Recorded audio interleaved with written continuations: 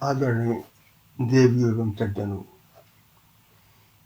शाना शाह की कहानियों में आपका स्वागत है। आज मैं आपको 149वां संस्करण सुनाने जा रहा हूँ। ग्रामीण अंचल में कितने सरल लोग होते हैं पर भी प्रकाश डाला गया है। आगे लखनऊ के अमीनाबाद कॉलोनी में एक युगल दंपत्ति नाम दिलखुश पत्नी रजनी सहित रहते थे। रामानंद इकलौता पुत्र था। रुचि के अनुसार पढ़ाई कराई। आगे उसका मेडिकल में रुचि देख आगरा में सरोजिनी नायडू मेडिकल कॉलेज में दाखिला कराने में सफल हो गई। दिलखुश जयपुर में राजकीय संस्थान में जॉब करते थे। वही उनके साथी अभय नारायण से उनकी अच्छी प्रगाढ़ मित्रता थी। उनकी बेटी ने भी MBA किया हुआ था। प्रगाढ़ मित्रता होने के कारण अभय नारायण ने मित्र को अपनी समस्या प्रकट की कि बेटी ने MBA पूरा कर लिया है, कोई योग्य वर निकालना हो तो मार्गदर्शन करें। बेटी को दिलखुश ने देखा हुआ था, अतः उसने कहा कि मेरे बेटे ने भी MBBS इसी वर्ष उत्तीर्ण किया है, आप ठीक समझो तो मैं बेटे की शादी तुम्हारी बेटी से करने को तैयार हूँ, परंतु नौकरी लग जाने का इंतजार करना होगा। अभय नारायण ने अपने रसूख से उनके पुत्र की जयपुर स्वास्थ्य विभाग में नौकरी का बंदोबस्त कर दिया।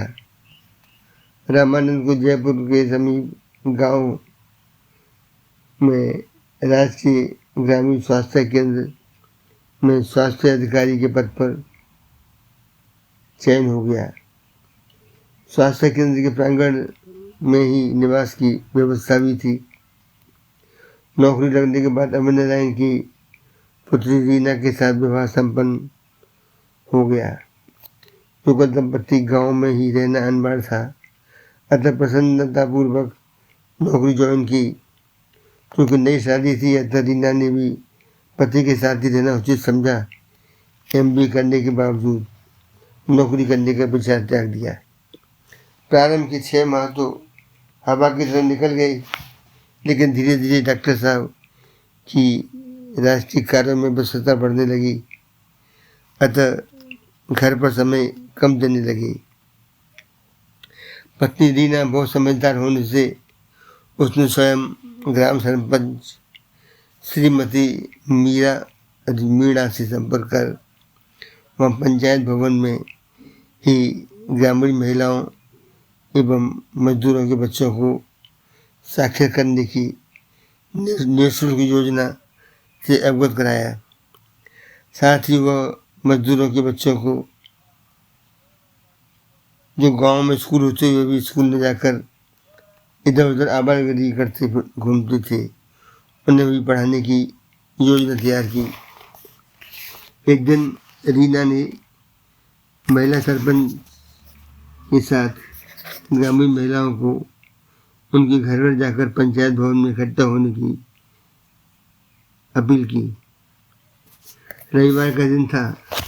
दोपहर 2 बजे सभी महिलाएं एकत्रित हुईं तथा उनको अपनी साक्षरता योजना के अवगत कराया कि हम निःशुल्क प्रथम 5 दिन हिंदी, गणित एवं सप्ताह में 1 दिन अर्थात प्रत्येक शनिवार इंग्लिश का साधारण ज्ञान भी प्रदान कराना चाहते हैं।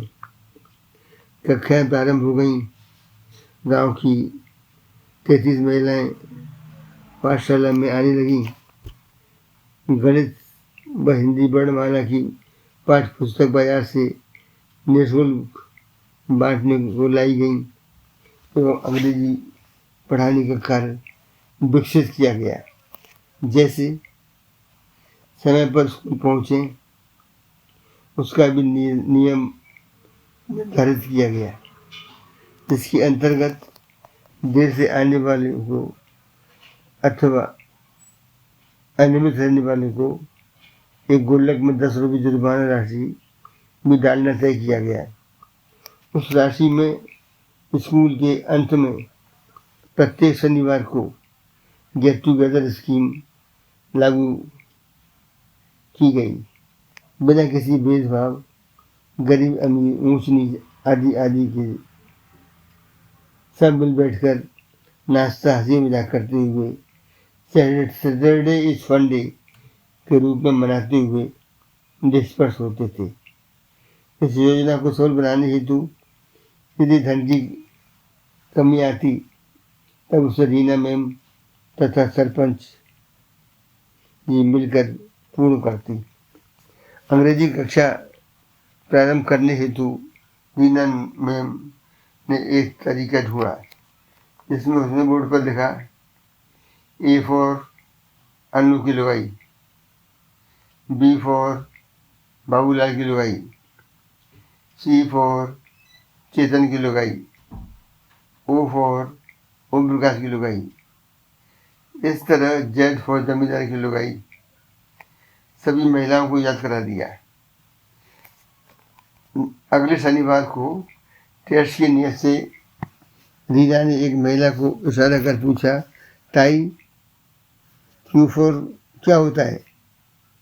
ताई अपने स्थान पर खड़ी हो सोचकर बोली कि लग तो यह ओम प्रकाश की लुगाई रही है, पर इसने बीड़ी क्यों मुंह में ले रखी है? मैंने तो उसे बीड़ी पीते कभी देखा नहीं। पुनः सभी महिलाओं को साक्षरता के साथ साथ अनुशासन में रहना भी सिखाया जाता था। एक बार एक विद्यार्थी महिला ने कक्षा में एंटर करते वक्त नमस्ते मैम कहा तथा तत्काल शिष्टाचार वर्ष मैम से पूछ लिया, कैसी हैं आप? प्रत्युत्तर में मैम ने कहा, फाइन। इसे सुनकर महिला ने चौंक कर कहा, जुर्माना चौक? मैं तो समय से पहले ही आ गई हूँ। मैम ने समझाया कि इंग्लिश में फाइन का अर्थ सब ठीक है भी होता है। इस तरह वह उनकी वोकैबुलरी भी विकसित करती जा रही थी।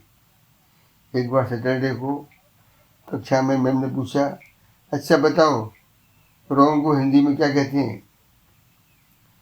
जो गलत बतलाएगा वो पार्टी देगा। पुनः दूसरा प्रश्न किया, दिस के मायने यह, तो वाट के मायने क्या? इस प्रकार मैम हंसी मजाक करते करते उन विद्यार्थी महिलाओं की साधारण इंग्लिश वोकैबुलरी बढ़ाया करती थी। इस सब के अलावा रीना मैम ने 15 साल तक के बच्चों को, जिनके माँ बाप तो मजदूरी पर चले जाते, पीछे से उनके बच्चे स्कूल ले जाकर इधर उधर शैतानी करते फिरते, उन सबको प्यार से बुलाकर साक्षर करने हेतु पंचायत भवन में इकट्ठा कर नाश्ता कराने का लालच देकर इकट्ठा करते। बदले में उन्हें हिंदी वर्णमाला व गिनती सिखाई जाती। इन बच्चों की फ्री कक्षा प्रातः 8 से 11 बजे तक होती थी।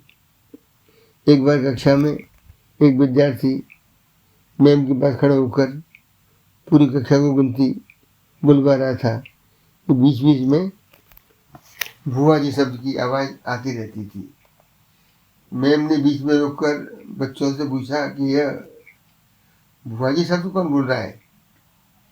उसके प्रत्युत्तर में सारी कक्षा खड़ी हो गई सिवाय एक विद्यार्थी की।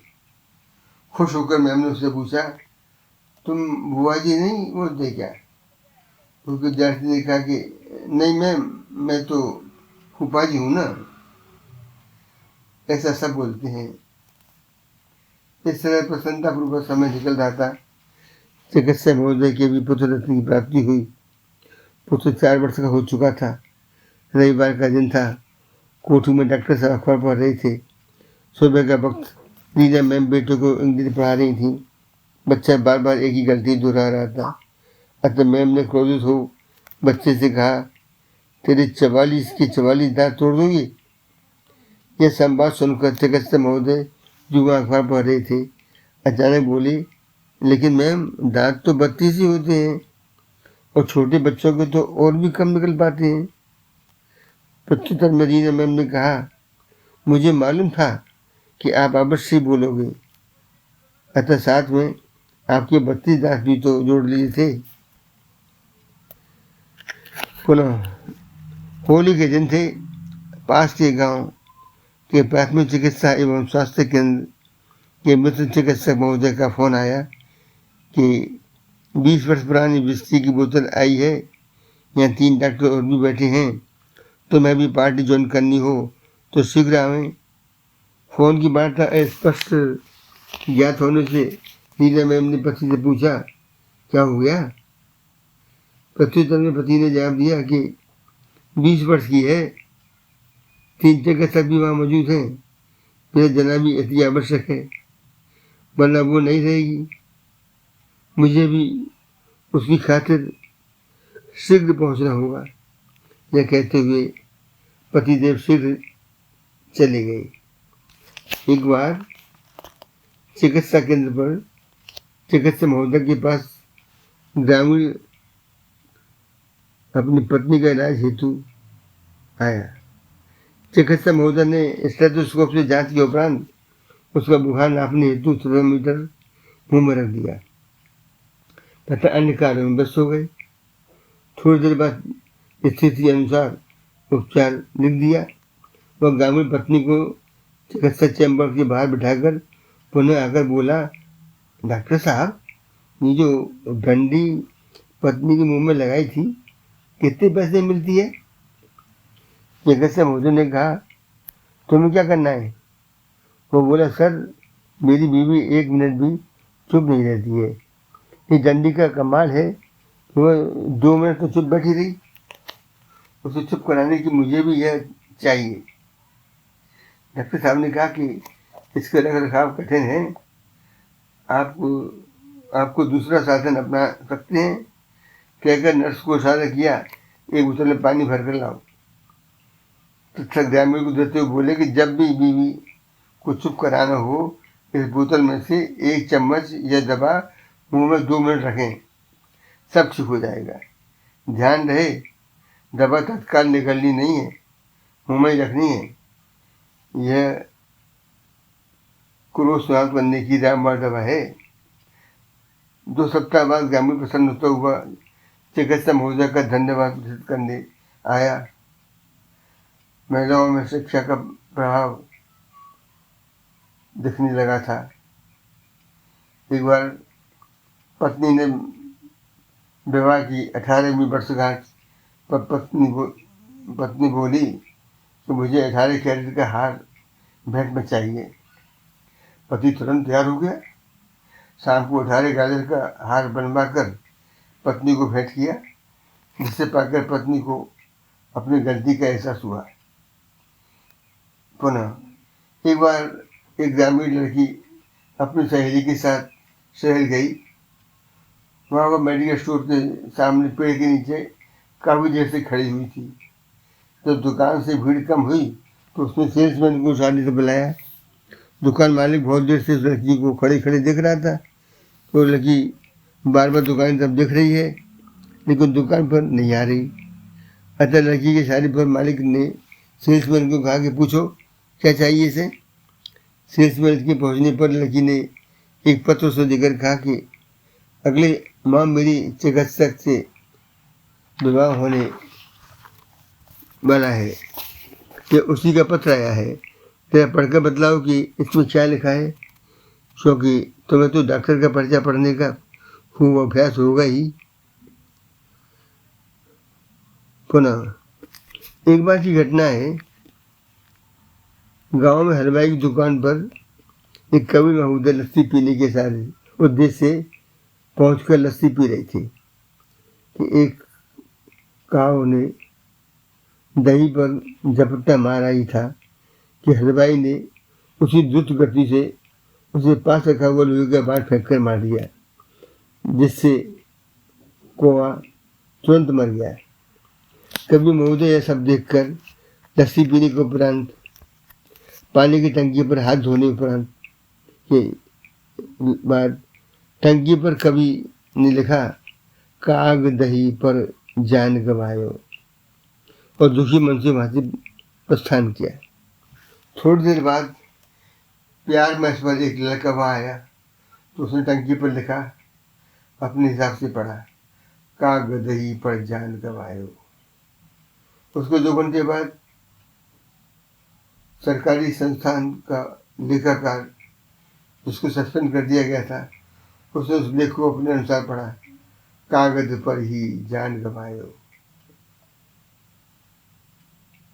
अंत में टिप्स ऑफ द डे। सज्जनों, अगर आप सही हैं तो आप किसी को साबित करके मत दिखाइए। अंत में दाढ़ी बढ़ाने से मर्द नहीं बन जाता, उसका एक औरत के प्रति व्यवहार बता देता है कि मर्दानगी कितनी है। धन्यवाद भाइयों। मेरी मनोरंजनपूर्ण कहानी कैसी लगी, कृपया लाइक, शेयर एवं कमेंट्स करें। धन्यवाद।